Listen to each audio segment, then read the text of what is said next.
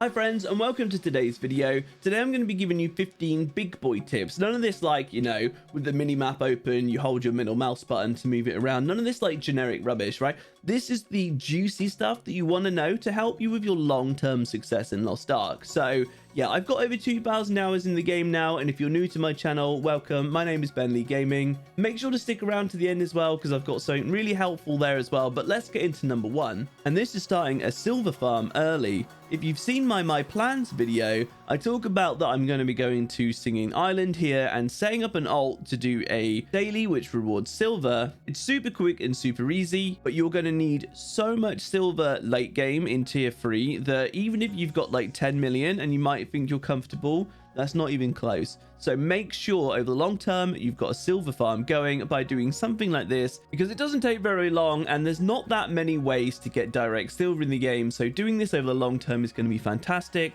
Trust me. Number 2 is don't neglect your life skills. Start doing this early on to really make the most of how much money you can make or even just save by doing this, because over the long term it's going to have a really big impact on your finances and you're going to need every penny when it comes to tier 3 content. So doing this early is really good for long-term success. Number 3, following on from life skills, this is to go into your state and craft a good supply of spirit blessing potions. These are really good percentage health recovery potions, and you're going to go through a whack of them at the end game raids. And then you also want to craft yourself a good bit of destruction bombs. These are really helpful on the raid like Fulton, but more importantly than the destruction bombs is whirlwind grenades. You're going to be using these for stagger checks all over the place, and having a really good bank of these before we reach tier 3 content is going to really help, because it's going to save you a lot of money. Crafting some panaceas and respite potions as well is also going to be useful for you.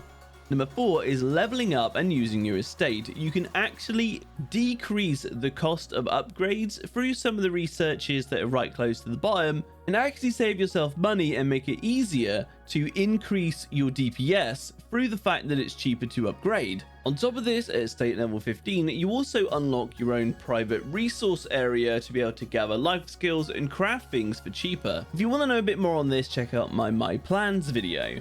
Tip number 5 is a really easy way to get your first set of engraving books.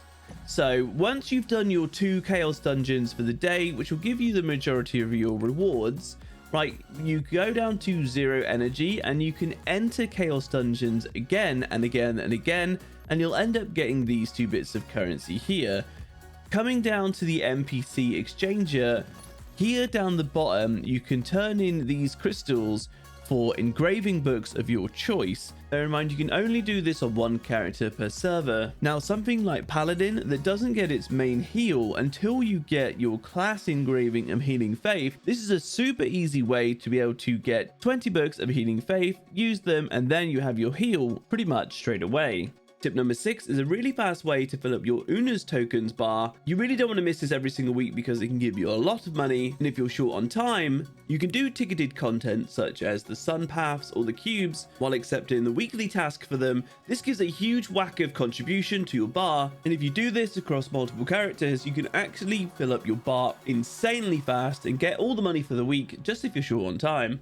Tip number 7 follows on your daily quests, and this is actually 2-part. The first part is to pick the quests based on what upgrade materials you need. So if you need things like the shards or the leap stones, make sure to pick the one that you currently need. And the next part is to do the reputations.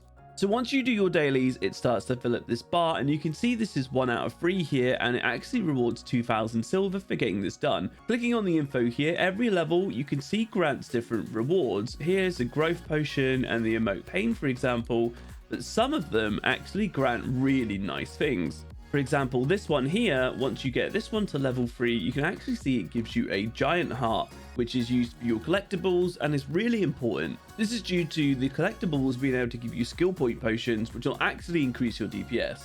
This one here will actually give you a turtle mount, a grey wolf mount, masterpiece, an island heart, a skill point potion, and even a quest to get the ghost ship. The next 2 here are to do with PvP, and this one's really simple. Going to your game settings and going to here, you have Force 21:9 aspect ratio. If you increase your aspect ratio, you will actually gain more vision, and this is really important in PvP. It can help in PvE as well, but specifically for PvP. So you see the female NPC over to the left hand side of the screen. We can see all of her body, and her hair's just about touching the side of the screen. If I force the aspect ratio up, you can actually see this is where we could see before, but it's given us this much extra vision on this side and also on the right hand side as well. It squashes down the top and the bottom, so you don't lose any vision, but it does give these black bars. However, in PvP, this is really important to be able to see more. If you have an ultra wide monitor, then obviously you don't need this, but any normal monitor, this is going to be really useful for more vision. The next one is the hard CC immunity bar in PvP. This is a really small bar that's often missed by newer players, and all it means is obviously that the player cannot be hard CC'd while they have this bar above their head. As a lot of success in PvP comes down to getting these crowd control catches, this is a really important bar to take note of when you're using your CC skills. And if you want to know more about CC and Lost Ark and PvP, then check out my What is Super Armor video.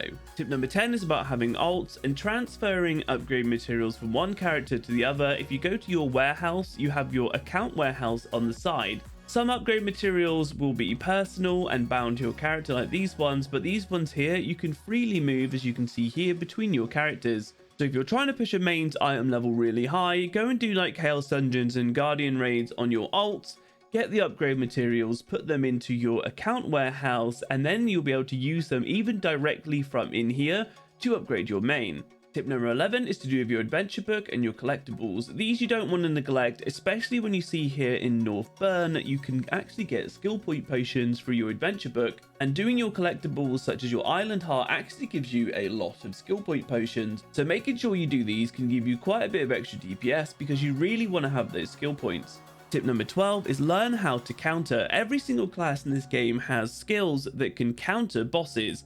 When a boss glows blue, there's a short window. If you hit them head on with a counterattack skill, you'll actually weaken the boss, bringing them down to their knees and opening up big burst windows. Not only is this really good for damage and allows people to get off things like awakenings, it also charges the Ester bar quite a bit in the later game raids.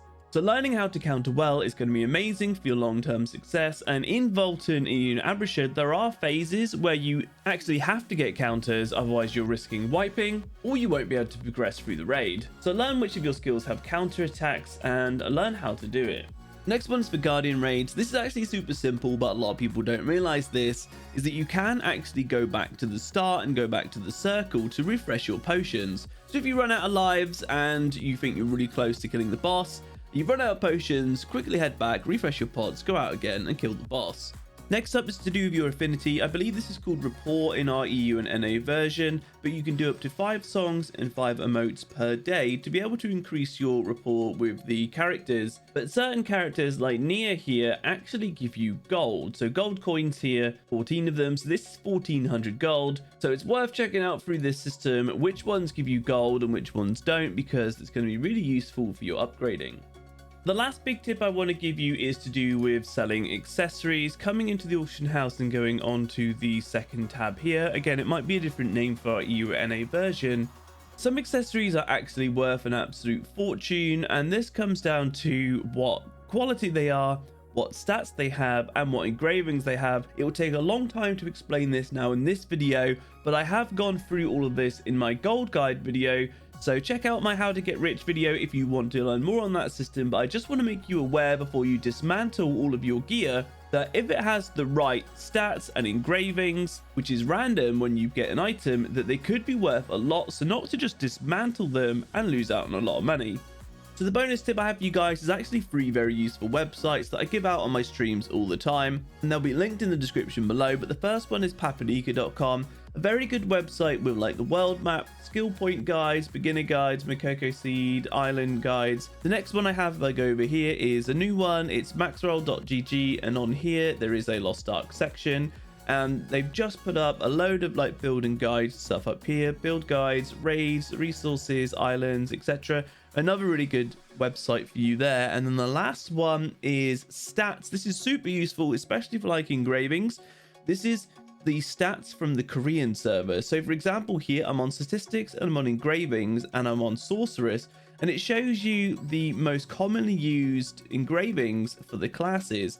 If you click on them here, it'll put a little translation as long as you're using something like Google Chrome with the automatic translation, right? And you'll be able to see it. Just bear in mind that these translation names might not be accurate. Like this is Grudge, for example, in our version, but it will tell you what it does. Just make sure that the icon lines up with our version. All right, so very useful stuff. It'll be linked down below, as well as my Discord, which also has loads of useful builds and guides, and also over 1,600 members, and it's full focus Lost Ark. So if you want to join that, link down below. If you like the video, guys, please remember to give it a like and to consider subscribing. And if you have any more questions, you can catch me live at twitch.tv/BentleyGamingTV. I stream loads and loads, and I answer questions all day long. So really appreciate it and love to see you there. But I hope this video was helpful. And until the next one, guys, I hope you have a very nice day. And I also hope you've learned something. So cheers now.